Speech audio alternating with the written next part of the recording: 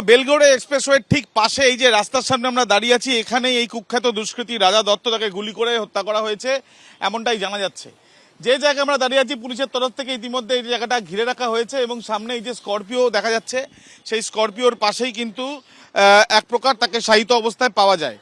কিন্তু যেটা প্রাথমিক তথ্য প্রমাণ যেটা সংগ্রহের প্রক্রিয়া পুলিশ চালিয়েছে, সেখান থেকে তারা যেটা জানতে পাচ্ছেন যে এই যে ঘটনা, সেই ঘটনায় পর তদন্তকারী আধিকারিকরা যেটা মনে করছেন যে বাইকে করে দুজনকে নিয়ে রাজা দত্ত ঠিক এই পথ দিয়েই আসে এবং এইখানে যখন দাঁড়ায় কয়েকজনের সঙ্গে তার বচসা হয়।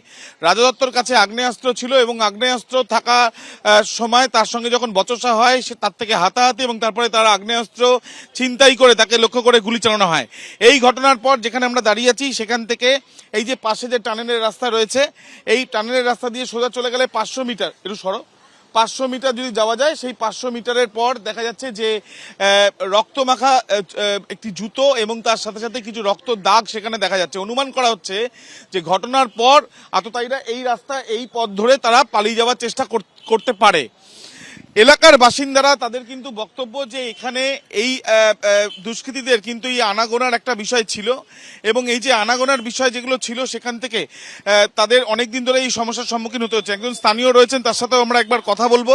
এই ঘটনার পিছনে এখনো সম্পূর্ণভাবে যেটা হচ্ছে সেটা হচ্ছে মনে হচ্ছে এটা সিন্ডিকেটের রাজ।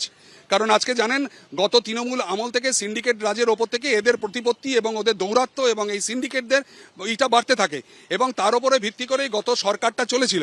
আজকের দিনে দাঁড়িয়ে থেকে ভারতীয় জনতা পার্টি ক্ষমতায় আসার পর থেকে আমাদের প্রধান উদ্দেশ্য ছিল সিন্ডিকেট রাজ বন্ধ করো, মানুষকে সুস্থ। তারপরে এই ঘটনা কেন? তারপরে এই ঘটনা হচ্ছে যে সিন্ডিকেট রাজ যখন বন্ধ হওয়ার উদ্দেশ্য হচ্ছে তখন দেখা যাচ্ছে যে এরা বিভিন্ন জায়গায় ছুটে বেড়াচ্ছে। যে সিন্ডিকেট রাজ ধীরে ধীরে যখন চতুর্দিক থেকে বন্ধ হওয়ার চেষ্টা করছে, তারা ছুটে বেড়াচ্ছে কে কোন এরিয়া দখল করবে, কে কোন এরিয়া থেকে কত ব্যবসা করতে পারবে। এটাও কি এলাকা দখল আর সিন্ডিকেট রাজেরই ফল বলছেন? এটাই এলাকা দখল এবং সিন্ডিকেট রাজের ফল। এটা আমাদের রাজা দত্তের কি তার বিরুদ্ধে একাধিক অভিযোগ তো এর আগে ছিল? একাধিক অভিযোগ এনার বিরুদ্ধে ছিল, দীর্ঘদিন ধরে এনার বিরুদ্ধে অভিযোগ রয়েছেন এবং এখানকার যে একটা যে বিরাট বড় গ্রুপ রয়েছে যারা এতদিন ধরে এলাকাবাসীকে, এলাকার প্রত্যেকটা মানুষকে জমি দখল থেকে শুরু করে সমস্ত কিছু বালি, সিমেন্ট, পাথর 10 টাকার জিনিস তারা 500 টাকায় করে বিক্রি করছে, না করতে পারলেই তাদেরকে করতে দেবে না। এটাই হচ্ছে আমাদের ভারতীয় জনতা পার্টির উদ্দেশ্য ছিল, এগুলোকে বন্ধ করতে হবে। তারপরেও তো এই ঘটনা, তারপরে এই ঘটনা হচ্ছে তার একটাই কারণ হচ্ছে যে যখন নাকি এটা বন্ধের দিকে আসছে তখন তারা পথ খুঁজে পাচ্ছে না, এখন আমরা কি করব। ইতিমধ্যে আমরা দেখছি যে পুলিশের তরফ থেকে পুলিশের অফিসাররা তারা এখানে রয়েছেন এবং এই যে জায়গা তার ফরেন্সিক পরীক্ষা করার সম্ভাবনা এবং তার সাথে সাথে এই ঘটনার পেছনে কারা রয়েছে সেটা খতিয়ে দেখা হচ্ছে। ইতিমধ্যে 5 জনকে আটক করে জিজ্ঞাসাবাদ করা হচ্ছে। পুলিশ সূত্রে খবর এই ঘটনায় তথ্য প্রমাণ সংগ্রহের জন্য সিসি ক্যামেরার ফুটেজ থেকে আরম্ভ করে